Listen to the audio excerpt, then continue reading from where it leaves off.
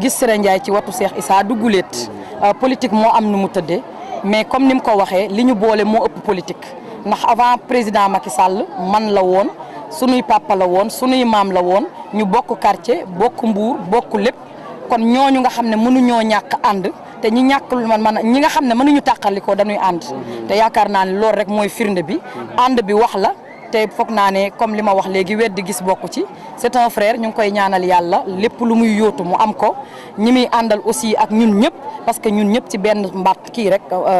ndaa rek la ñuy sotti moom la ñëpp président Macky Sall la ñuy rootal moom sunu frère la du deñ bu àddina doon jeexit tout le monde retiendra que Cheikh Issa frère Siré Ndiaye la Siré Ndiaye aussi sœuru Cheikh Issa la loolu moo ëpp solo li ci des nag amul problème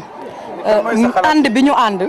dañu ne du àndu tey àndu démb la te lu dëgër la lu wóor la te li ci kanam rawuli bët président de la République mi nga xam ne mooy la clé de voûte de nos institutions jël na décision saisir le conseil constitutionnel laaj ko avis mu favorable loolu nag du mbirum politique